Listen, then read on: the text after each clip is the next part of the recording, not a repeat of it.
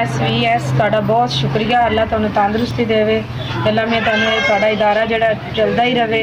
ਅੱਲਾ ਤੁਹਾਨੂੰ ਤੰਦਰੁਸਤੀ ਦੇਵੇ। ਤੁਹਾਡਾ ਬਹੁਤ ਸ਼ੁਕਰੀਆ। ਅੱਲਾ ਤੁਹਾਨੂੰ ਤੰਦਰੁਸਤੀ ਦੇਵੇ। ਅੱਲਾ ਤੁਹਾਡੀਆਂ ਮੁਸ਼ਕਲਾਂ ਆਸਾਨ ਕਰੇ ਤੇ ਇਸ ਨਾਲੋਂ ਵੀ ਬਹੁਤਾ ਦੇਵੇ ਤੇ ਤੁਹਾਡਾ ਇਦਾਰਾ ਚੱਲਦਾ ਹੀ ਰਹੇ। ਅੱਲਾ ਸੋਹਣਾ ਇਹਨਾਂ ਨੂੰ ਬਹੁਤਾ ਦੇਵੇ ਤੇ ਅੱਲਾ ਸੋਹਣੇ ਸਾਨੂੰ ਦਿੰਦੇ ਤੇ ਅੱਲਾ ਸੋਹਣੇ ਇਹਨਾਂ ਨੂੰ।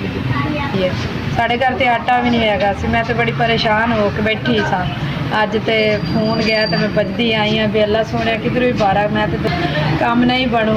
मैं बड़ी परेशान होकर बैठी सा तो मैंने फोन गया तो मैं किसी को 500 रुपया फड़ के तो मैं आ गई। SVS ਤੁਹਾਡਾ ਬਹੁਤ ਸ਼ੁਕਰੀਆ। ਸਾਨੂੰ ਦੋਵਾਂ ਭੈਣਾਂ ਨੂੰ 10-10 ਹਜ਼ਾਰ ਰੁਪਇਆ ਮਿਲ ਗਿਆ।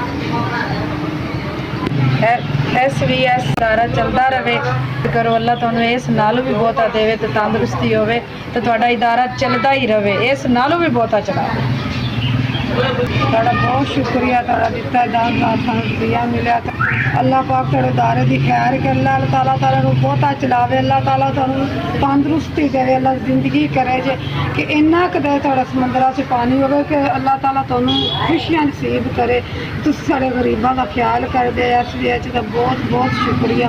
ਔਰ ਤੁਹਾਡਾ ਬੜੀ ਮਿਹਰਬਾਨੀ ਤੁਸੀਂ ਸਾਡੇ ਗਰੀਬਾਂ ਦਾ ਖਿਆਲ ਕਰ ਤੁਹਾਡੇ ਦਿੱਤੇ ਪੈਸੇ ਦੇ ਸਿਰ 'ਤੇ ਸਾਡੀ ਰੋਟੀ ਪੱਕਦੀ ਹੈਗੀ ਔਰ ਮੇਰੇ ਬੱਚੇ ਯਤੀਮ ਵਿਚਾਰੇ ਰੋਟੀ ਸਕੂਨ ਦੀ ਖਾ ਲੈਂਦੇ ਹੈਗੇ।